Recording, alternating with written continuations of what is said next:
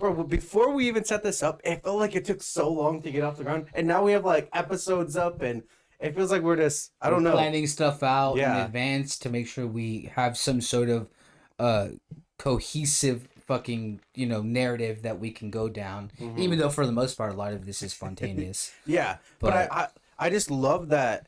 I don't know. It felt. It's so cool that it felt like it took so long to get here, and then now it just feels like we're in it, like we're rolling. Lately life has been feeling like that scene in Spider-Man 2 where Tobey Maguire is like he's not Spider-Man anymore. Oh, and he's just like walking down. Yeah, raindrops are falling on my head. Yeah, that's how life's been banger, feeling. bro. That's a banger song. It is a great song. It's a great. It makes me just want to watch the trilogy now. Great trilogy. Spider-Man 3 is super underappreciated.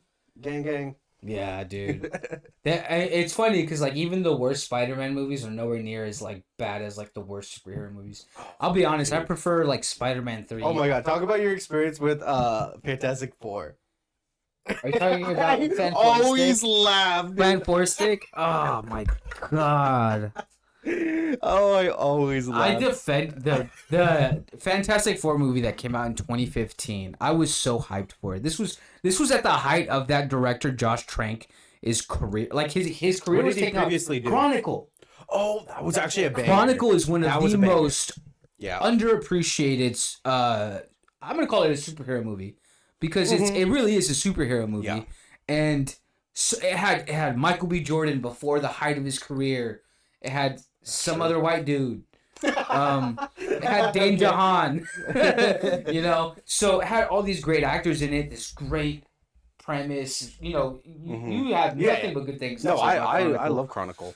And so when I heard that this dude was gonna take this this different approach to Fantastic Four, and have it be like these people are, they have these mutations that kind of lean into like body horror, like. Maybe taking the tone a bit more serious, because at this time, The Dark Knight became such a important thing. Like everybody needed to make a superhero movie like The Dark Knight. It needed to be realistic.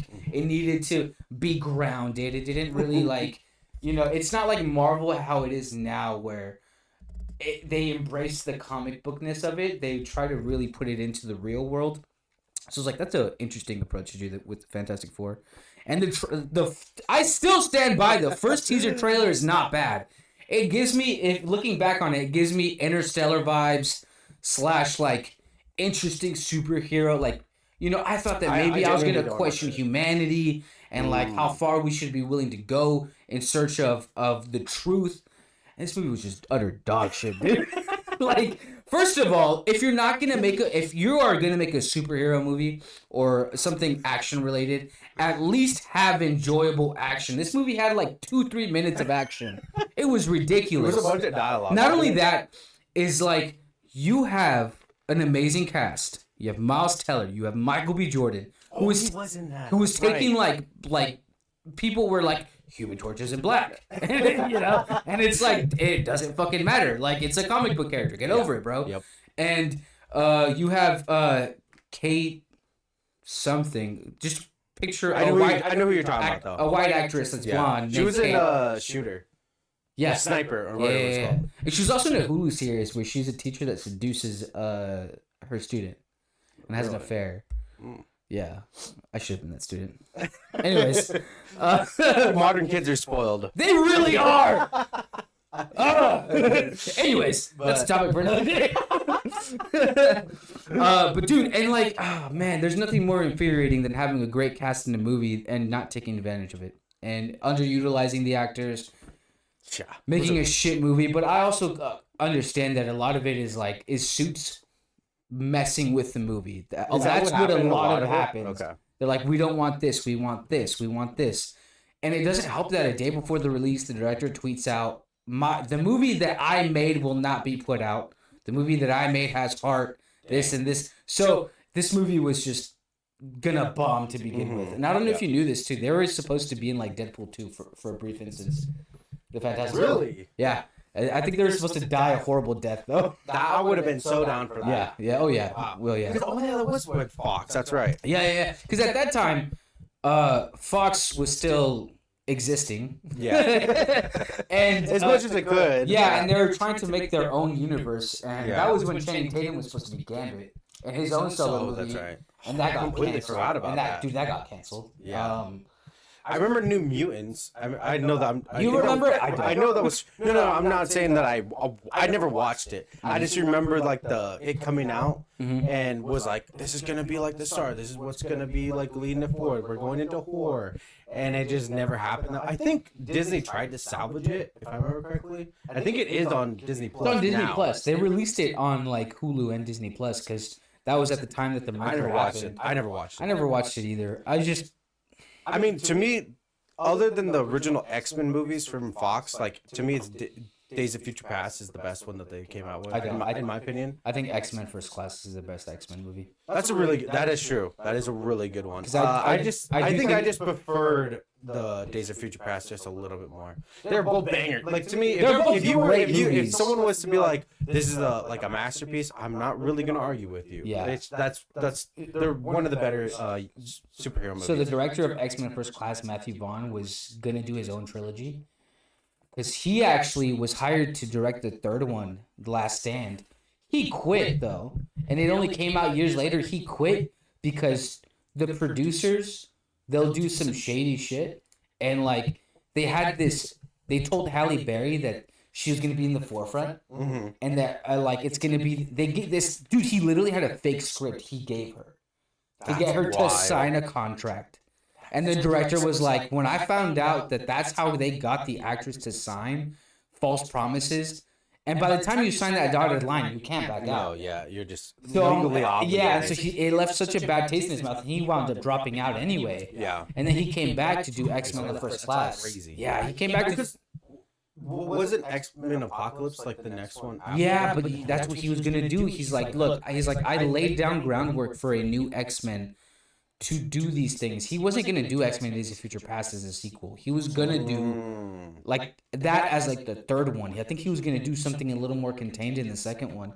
But you know, fucking Hollywood and how fucking they're like, no, you have to do this. Especially at that time, because everyone was trying to hop on. I mean, they still are trying to figure out the Marvel formula and format. Even though Marvel's going downhill a little bit, but like they're really relying on Deadpool and Wolverine. Like they're really relying on it. Dude, and Blade just lost its director again. I saw that. I think that movie's doomed. It got announced in like 2018, something crazy, like 2019. Yeah. Dude, it's been 5 years. Yeah, like and, I don't know. The Marshall Ali, and that was his lawyer. Dude. His lawyer just came out and was like, they announced this 5 years ago, 5 to 6 years ago. Yeah. And we're not even in pre-production. Well, dude, because this is the craziest experience of my Dude, because I remember when that's crazy for a lawyer to come out and say that is dude. Crazy. Yeah, that's a fucking lawyer. He's probably seen some shit. Yeah. But I remember when they announced it, I was like, oh my god, this is awesome. And I finally decided to watch Moonlight. I don't know if you've ever seen that. It was one that he Moonlight. got. Okay, I thought you said Moonlight. No, Moonlight. That movie's really good, and I watched it, and his performance in there was awesome. Like he killed it. Like he just killed it, and I was super excited. Like it got me hyped. I was like, wow, they got an actor, like a person that's willing to go that mile to like dive into the character and give it his all. And they've just been doing whatever they're doing, rewrites and new directors. You know what they say, bro? Some motherfuckers are always trying to ice skate uphill. Yeah, I mean, it's just a shame from his perspective because, like, I'm sure that he was super down to be that character. Yeah. You know what I mean? And it would have been awesome because, like, when they first announced it, I mean, I'm just kind of spitballing, but I'm imagining he was in his early, mid-40s. Now he's, like, close to 50. You know what I mean? And, like, trying to do your own stunts or anything like that. I just don't think he'll be attached to the project any much longer. I don't even think he should, just based off principle. Yeah, I think that I think he should just drop out just to be like, dude, you can't have. But it does go back to that thing where you were just saying where they gave her a fake script. He could be in a simpler situation. No, dude, he is a producer. He has a lot more creative. You have to hold on. He has a lot more creative input than any other actor has had. He came to Marvel and said, "I want to be Blade." They said yes. He's been in charge of the last director that just left. Yeah. He got to sign on. He signed on. Basically, anybody that signs on the project as a director, he has to like check mark. Okay. So he has a lot of. See, I didn't know he was creative being input. producer. I just thought because I saw something about that he got like a big signing bonus when it initially happened, and that's a big part of the reason why he's still attached to the project. And I guess another thing is they want to set up Midnight Suns, and they're trying to do that with Blade. But I'm like, dude, don't worry about that. Maybe put tidbits of a larger universe. Yeah. I can understand because like a standalone Blade movie's already been done. A Blade movie that is existing in a already existed universe has never been done. Yeah. But at what point do you have to ask yourself, should I essentially give up a good story to tell the greater story? Or should I just focus on this bit of the story and let that stand on its own?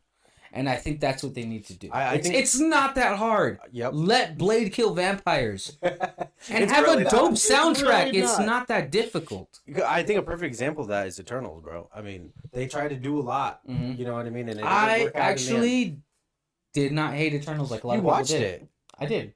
Really? I I'm watched actually Eternals. shocked. Yeah. I didn't watch it. But I just saw the reviews and was like, it just didn't seem like my type of one that I wanted to go out of my way to go see. I mean, dude, there's a lot of non-Marvel fans that watched the Eternals and like became big fans. So Really? So I was unaware of this. I mean, wouldn't that come out like 2020, 2021? yeah, Yeah, so It I was in my gaming era, so I was like, it came out the I same was year checked Shang-Chi out. did. Huh? The same year that Shang-Chi came out. Shang-Chi was awesome. 2021. I really did like Shang-Chi. Shang-Chi is That probably was my probably one favorite of the. solo movie post Endgame. Yep, I Personally. totally agree. I It think was it has really the good. best action sequences. It has such a charismatic lead. Well, because it has a pretty simple, straightforward plot, but the action is just so good. I feel like a lot of people don't give credit to. I have to give credit to Marvel in this one because Shang-Chi was really like a. If you go back to the comics, he was kind of it was kind of racist.